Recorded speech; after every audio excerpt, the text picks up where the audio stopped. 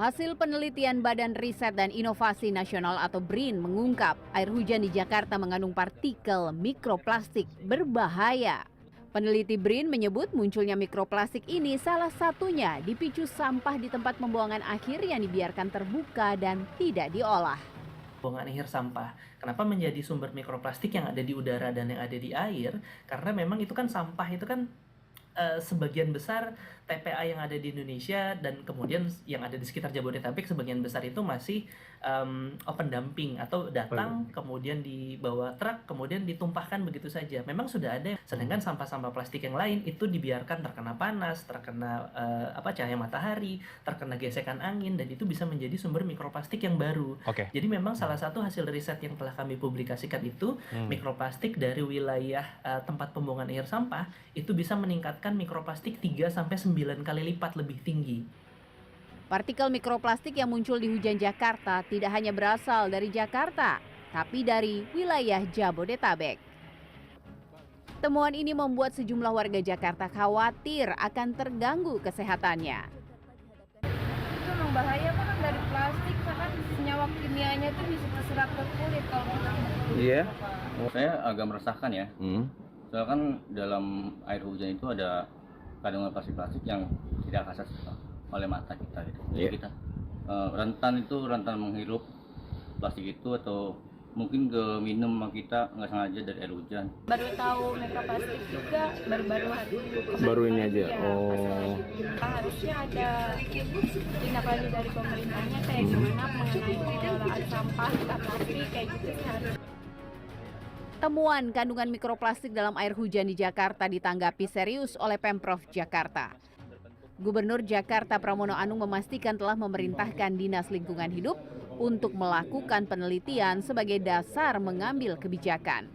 Untuk hal yang berkaitan dengan hujan yang mengandung plastik yang ditemukan oleh BRIN, kami sudah melakukan pendalaman. Nanti secara khusus Kepala Dinas Lingkungan Hidup saya akan minta untuk menyampaikan ke publik karena mereka juga melakukan penelitian.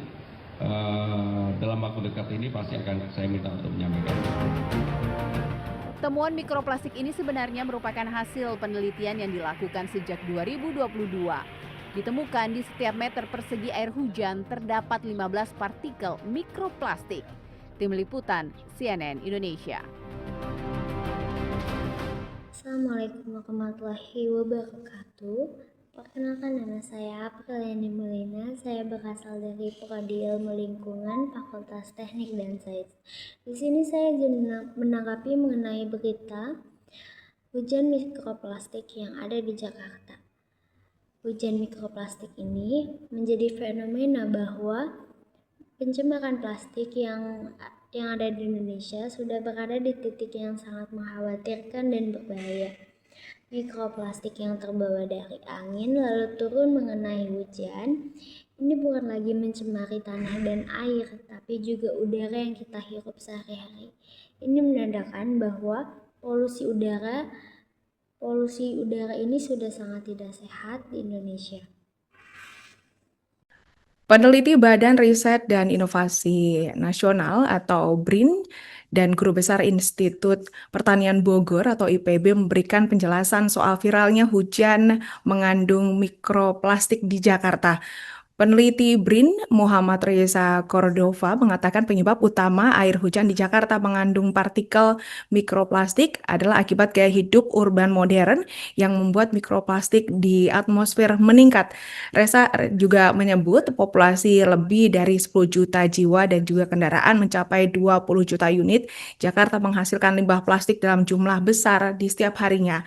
Pengelolaan sampah yang belum ideal, sebagian dibakar terbuka dan terbawa air hujan ke sungai ini juga menyebabkan terjadinya hal tersebut pada Senin 20 Oktober 2025 dan ini disampaikan oleh Reza.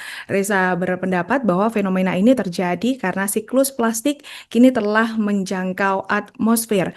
Fenomena hujan mengandung mikroplastik dikhawatirkan berdampak terhadap kesehatan manusia dan partikel mikroplastik ini sangat halus, bisa dihirup manusia atau masuk ke tubuh melalui air dan juga makanan.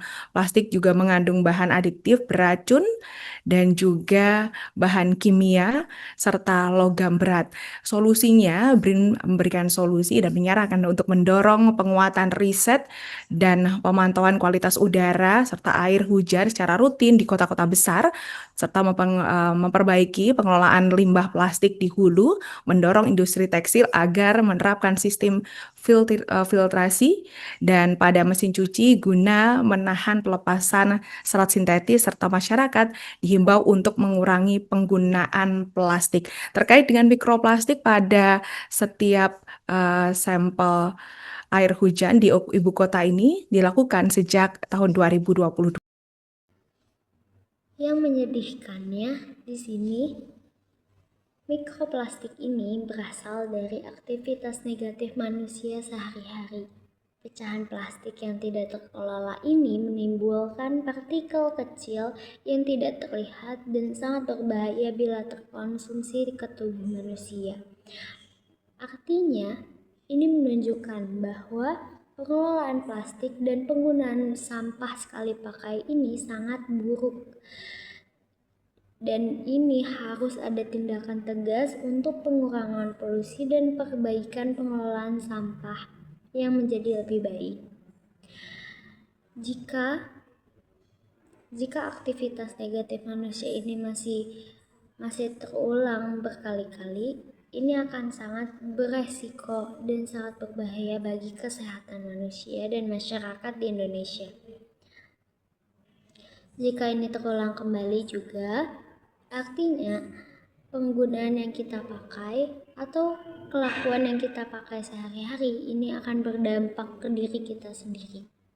Segitu saja informasi dari saya, segitu saja tanggapan dari saya. Terima kasih. Wassalamualaikum warahmatullahi wabarakatuh. Air hujan. Partikel ini juga dapat meningkat ataupun mengikat polutan lain seperti hidrokarbon aromatik dari asap kendaraan. Namun penelitian ini masih terus dikembangkan dan diuji coba untuk membuktikannya.